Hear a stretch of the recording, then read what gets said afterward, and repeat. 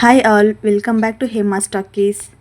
Sari simple ಆಗಿದ್ರು blouse ಮಾತ್ರ grand ಆಗಿರಬೇಕು ಅಂತ ಎಲ್ಲರೂ ಥಿಂಕ್ ಮಾಡ್ತಾರೆ. ಈ ರೀತಿ ಫ್ಲವರ್ ಪೆಟಲ್ಸ್ನ ಕೊಟ್ಟು ರೆಡಿ ಮಾಡಿದ್ರೆ ಬ್ಲೌಸ್ ಲುಕ್ ಮಾತ್ರ ಔಟ್ಸ್ಟ್ಯಾಂಡಿಂಗ್ ಆಗಿರುತ್ತೆ. ಈ ಡಿಸೈನ್ನ ಹೇಗೆ ಮಾಡೋದು ಅಂತ ನೋಡ್ಕೊಬರೋಣ. ಮೊದಲಿಗೆ ಕ್ಯಾನ್ವಾಸಲ್ಲಿ ಯಾವ ಶೇಪ್ ಬೇಕೋ ಆ ಶೇಪ್ನ ಡ್ರಾ ಮಾಡಿಕೊಂಡು ಕಟ್ ಮಾಡಿ ಕಾಂಟ್ರಾಸ್ಟ್ ಕಲರಲ್ಲಿ ಐರನ್ ಮಾಡಿ ಇಟ್ಕೊಂಡಿದ್ದೀನಿ. ಐರನ್ ಮಾಡಿ ಇಟ್ಕೊಂಡು ಫುಲ್ ಎಲ್ಲ ಕಟ್ ಮಾಡ್ಕೋಬೇಕು ನೀಟಾಗಿ.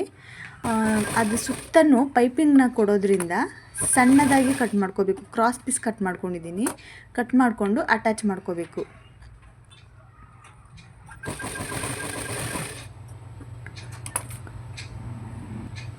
ಸೊ ನೆಕ್ಸ್ಟ್ ಈ ಸೈಡಲ್ಲಿ ನಾವು ಪೈಪಿಂಗ್ ಅನ್ನೋದನ್ನು ರೆಡಿ ಮಾಡ್ಕೊಂಡಿದ್ದೀವಲ್ಲ ಕ್ಲಾತು, ಅದನ್ನ ಇಟ್ಕೊಂಡು ನೀಟಾಗಿ ಎಡ್ಜಸ್ಸಲ್ಲಿ ಅಂದರೆ ಒಂದೇ ಸಿಂಗಲ್ ಲೈನಲ್ಲಿ ಬರಬೇಕು ಸ್ಟಿಚಿಂಗು.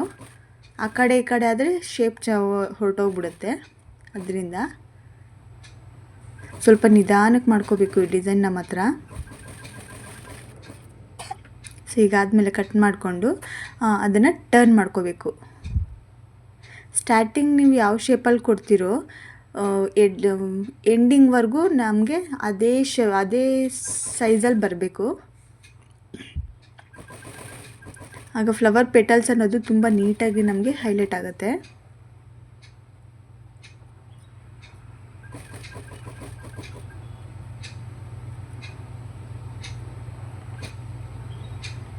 ಇಲ್ಲಿ ಸ್ವಲ್ಪ ರಿಸ್ಕಿ ಅನಿಸುತ್ತೆ, ಸ್ವಲ್ಪ ನಿಧಾನಕ್ಕೆ ಮಾಡಿಕೊಂಡ್ರೆ ಓಕೆ, ಏನಾಗಲ್ಲ.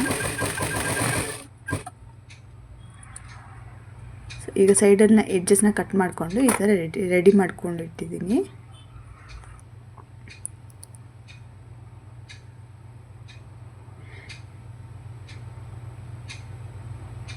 ಈಗ ಈ ಪೆಟಲ್ಸ್ಗೆ ಮಿಡಲಲ್ಲಿ ಒಂದು ಸ್ಟಿಚ್ನ ಹಾಕ್ಕೋಬೇಕಾಗುತ್ತೆ ಕಾಂಟ್ರಾಸ್ಟ್ ಕಲರಲ್ಲಿ. ನಾನಿಲ್ಲಿ ಸಿಂಗಲ್ ಲೈನ್ ಮಾತ್ರ ಹಾಕ್ಕೊಂಡಿದ್ದೀನಿ. ನಿಮಗೆ ಬೇಕಾದರೆ 3 ಲೈನ್ಸ್ ಕೂಡ ಹಾಕ್ಕೋಬೋದು. ಅಲ್ಲಿ ಎಡ್ಜಲ್ಲಿ ಒಂದು ಸ್ಟೋನ್ ಬರುತ್ತೆ, ಸ್ಟೋನ್ ಆರ್ ಬೀಡ್ ಏನು ಬೇಕಾದರೂ ಇಟ್ಕೋಬೋದು. ಸೊ ನೋಡಿ ಈ ಥರ.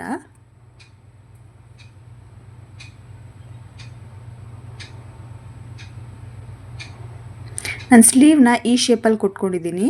ಈ ಶೇಪಲ್ಲಿ ಪೆಟಲ್ಸ್ನ ನೀಟಾಗಿ ಅರೇಂಜ್ ಮಾಡಿಕೊಂಡು ಪಿನ್ ಹಾಕ್ಕೊಂಡು ಸೆಟ್ ಮಾಡ್ಕೋಬೇಕು.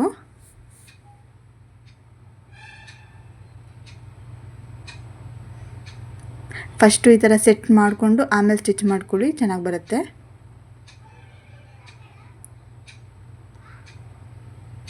ಎಲ್ಲಿಗೆ ಬೇಕೋ ಅಲ್ಲಿಗೆ ನಾವು ಪಿನ್ ಮಾಡಿಕೊಂಡ್ರೆ ಅದು ಅಲ್ಗಾಡೋದಿಲ್ಲ.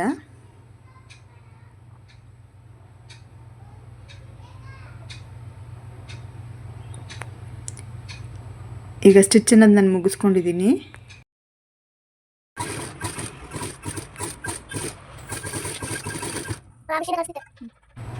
And this is the outlook. So ಮಿಡಲಲ್ಲಿ ನಾನು ಒಂದು ಸ್ಟೋನ್ನ ಇಟ್ಟು ಗೋಲ್ಡನ್ ಬೀಡ್ ಇಟ್ಟು ನಾನು ಈ ಥರ ರೆಡಿ ಮಾಡ್ಕೊಂಡಿದ್ದೀನಿ. ಡಿಸೈನ್ ಹೇಗಿದೆ ಅಂತ ಕಮೆಂಟ್ ಮಾಡಿ.